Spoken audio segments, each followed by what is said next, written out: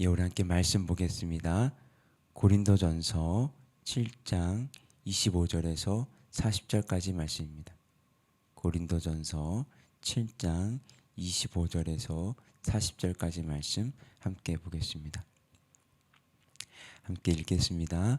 처녀에 대하여는 내가 주께 받은 계명이 없으되 주의 자비하심을 받아서 충성스러운 자가 된 내가 의견을 말하노니 내 생각에는 이것이 좋으니 곧 임박한 환난으로 말미암아 사람이 그냥 지내는 것이 좋으니라. 내가 아내에게 매였느냐 노이기를 구하지 말며 아내에게서 노였느냐 아내를 구하지 말라. 그러나 장가가도 죄짓는 것이 아니요 처녀가 시집가는 것도 죄짓는 것이 아니로되 이런 이들은 육신의 고난이 있으리니 나는 너희를 아끼노라. 형제들아 내가 이 말을 하노니 그때가 단축하여진 고로 이후부터 안에 있는 자들은 없는 자 같이 하며 우는 자들은 울지 않는 자 같이 하며 기쁜 자들은 기쁘지 않은 자 같이 하며 매매하는 자들은 없는 자 같이 하며 세상 물건을 쓰는 자들은 다 쓰지 못하는 자 같이 하라. 이 세상의 외형은 지나감이니라. 너희가 염려 없기를 원하노라. 장가가지 않는 자는 주의 일을 염려하여 어찌하여야 주를 기쁘시게 할까 하되 장가간 자는 세상 일을 염려하여 어찌하여야 아내를 기쁘게 할까 하여 마음이 갈라지며 시집가지 않는 자와 처녀는 주의 일을 염려하여 몸과 영을 다 거룩하게 하려 하되 시집간 자는 세상 일을 염려하여 어찌하여야 남편을 기쁘게 할까 하느니라. 내가 이것을 말함은 너희의 유익을 위함이요 너희에게 올무를 놓으려 함이 아니니 오직 너희로 하여금 이치에 합당하게 하여 흐트러짐이 없이 주를 섬기게 하려 함이라. 그러므로 만일 누가 자기의 약혼녀에 대한 행동이 합당하지 못한 줄로 생각할 때에 그 약혼녀의 혼기도 지나고 그같이 할 필요가 있거든 원하던 대로 하라. 그것은 죄 짓는 것이 아니니 그들로 결혼하게 하라. 그러나 그가 마음을 정하고 또 부득이한 일도 없고 자기 뜻대로 할 권리가 있어서 그 약혼녀를 그대로 두기로 하여도 잘하는 것이니라. 그러므로 결혼하는 자도 잘하거니와 결혼하지 아니하는 자는 더 잘하는 것이니라. 아내는 그 남편이 살아있는 동안에 매어 있다가 남편이 죽으면 자유로워 자기 뜻대로 시집갈 것이나 주 안에서만 할 것이니라. 그러나 내 뜻에는 그냥 지내는 것이 더욱 복이 있으리로다. 나도 또한 하나님의 영을 받은 줄로 생각하노라. 아멘. 사도 바울은 지금 임박한 때를 내다보고 있습니다. 그것은 바울이 종말론적 관점을 가지고 자신의 생각을 기술하고 있다는 것을 말하는 것입니다. 29절에 형제들아 내가 이 말을 하노니 그때가 단축하여진 거로 31절에 이 세상의 외형은 지나감이니라. 무엇을 말하고 있습니까? 우리는 지금 현재를 살고 있긴 하지만 마지막 때를 의식하며 살 줄 알아야 한다는 것입니다. 세상 사람들은 미래라고 하면 그것을 예측하려고 합니다. 앞으로 어떤 일들이 일어날 수 있고 어떤 변화들이 생길 수 있다는 여러 가지 이야기를 듣게 됩니다. 하지만 사도 바울이 종말론적인 삶을 살고자 하고 또한 그것을 우리에게 가르치고자 하는 이유는 미래를 예측하기 위함이 아니었습니다. 그런데 어떻게 그 미래에 대하여 얘기하고 있고 그것을 어떻게 준비하라고 가르치고 있는지 한번 보시기 바랍니다. 30절에 우는 자들은 울지 않는 자 같이 하며 기쁜 자들은 기쁘지 않는 자 같이 하며 매매하는 자들은 없는 자 같이 하며 그리고 31절에 세상 물건을 쓰는 자들은 다 쓰지 못하는 자 같이 하라. 즉 현재의 상황, 지금의 나의 상황, 내가 이제껏 이루어온 것들에 연연해하지 말라는 것입니다. 왜냐하면 이 모든 것들은 이제 지나가고 사라질 것이기 때문입니다. 이것은 세상에 대한 도피를 말하는 것이 아닙니다. 세상의 것에 대한 관심이 지나쳐 집착이 되고 욕구를 넘어 욕망이 되는 것을 경계하라는 뜻입니다. 솔직히 우리는 우리가 닥쳐 있는 그 현실에 매몰되어 있을 때가 많이 있습니다. 사실 그렇게 힘들었던 시절을 지금 와서 돌이켜보면 참 아무것도 아니었구나 하는 생각이 들 때가 많습니다. 그래서 사도 바울은 우리가 영원을 볼 수 있는 안목을 가지기 원하는 것이죠. 인생에서 만나는 모든 사건을 영혼의 관점에서 해석할 줄 알아야 한다는 뜻입니다. 그러면서 곧 이어서 이 영혼의 관점을 결혼의 영역에 적용시킵니다. 사도 바울은 7장을 시작하면서 이미 결혼에 대한 자신의 견해를 충분히 밝혔습니다. 결혼에 대한 바울의 입장은 참 귀하고 아름다운 것이다 라는 기본적인 입장을 가지고 있습니다. 결혼이 독신의 그것과 어떤 열등하다거나 차선책이라거나 하는 입장이 결코 아닙니다. 바울의 입장은 하나님께서 인간에게 주신 그 놀라운 선물이며 동시에 은혜라고 말하고 있습니다.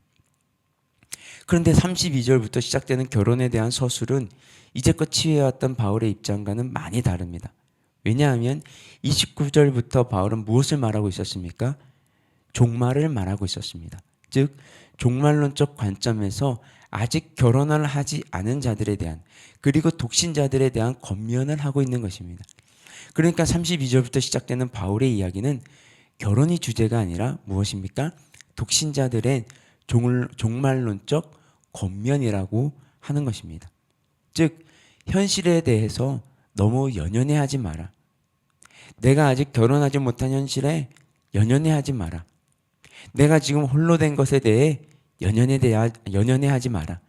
마지막 때가 가까이 왔기 때문에 결혼함으로 많은 염려거리를 만드는 것보다 남편을 기쁘게 하는 삶을 사는 것보다 주를 기쁘시게 하는 것이 더 낫지 않겠냐라고 말하는 것입니다. 사실 7장의 어떤 전체적인 문맥을 보지 않고 32절부터 35절까지만 똑 떼내어 보면 마치 결혼하는 사람은 그 독신의 은사를 가진 자보다 세상의 가치를 따르는 사람처럼 보여지기까지 합니다.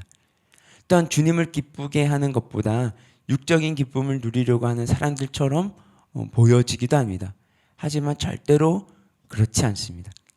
종말론적인 관점, 즉 마지막 때가 가까이 왔기 때문에 우리가 처한 현실에 너무 연연해하지 말자. 주를 위해 그 마지막 때를 예비하자는 것입니다.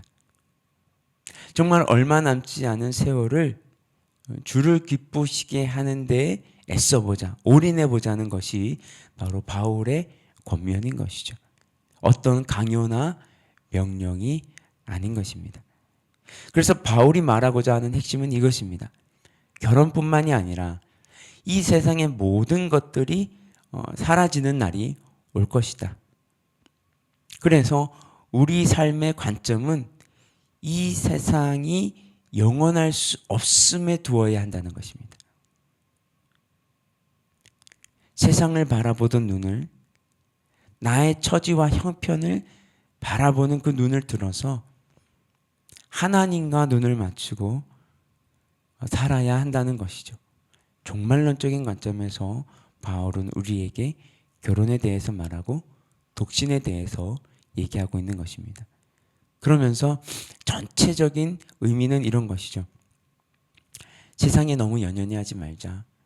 우리의 현실에 너무 연연해하지 말자. 우리가 지금 있는 현실을 유지하면서 하나님의 나를 바라보자. 하나님의 뜻을 구해보자 라는 것입니다. 즉 세상을 바라보는 눈을, 나의 처지와 형편을 바라보는 눈을 들어서 하나님의 눈을 맞추고 사시는 저와 여러분 되시기를 주님의 이름으로 축복합니다. 우리 함께 기도하겠습니다. 우리가 이렇게 기도하며 나아갔으면 좋겠습니다. 하나님, 내가 직면한 이 현실에 너무 연연해하지 않게 하여 주시옵소서. 거기에 너무 목매다지 않게 하시고 주어진 현실을 가지고 하나님, 내가 이것을 하나님 어떻게 섬길 것인지를 더 고민하며 주님과 눈을 맞추며 살아갈 수 있도록 주님 도와주시옵소서. 우리 함께 기도하며 나아가도록 하겠습니다. 함께 기도하겠습니다. 주님 하나님 아버지, 하나님 아버지, 이 시간 우리를 축복하시고 특별히 오늘 하루 가운데 세상을 바라보던 눈을, 나의 처지를 바라보던 눈을, 나의 형편을 바라보던 눈을 들어서 하나님을 바라보며 하나님과 눈을 맞추고 살아갈 수 있도록 주님 축복하여 주시옵소서. 하나님, 이 세상의 모든 것들이 사라지는 날이 올 것입니다. 우리 모든 삶의 관점이 그래서 이 세상에 두지 아니하고 이 세상에 영원할 수 없는 것들에 두지 아니하고 하나님 나라 그 영원한 것을 바라보며 살아갈 수 있도록 주님 축복하여 주시옵소서. 주님 감사합니다. 하나님 그렇습니다. 하나님 우리가 하나님의 뜻을 바라보며 하나님의 뜻에 우리가 관심을 가지고 마음을 맞추고 살아갈 수 있도록 주님 도와주시옵소서. 그리하여서 내 삶 가운데 세상적인 것들, 세상의 욕심과 세상의 욕망이 되어가는 것들에 사로잡히지 아니하고 정말 하나님을 기쁘시게 하는 그 거룩한 일에 사로잡힐 수 있도록 주님 도와주시옵소서. 이 모든 말씀 예수 그리스도의 이름으로 기도드렸습니다. 아멘. 우리 계속해서 개인 기도 제목 가지고 기도하며 나가도록 하겠습니다.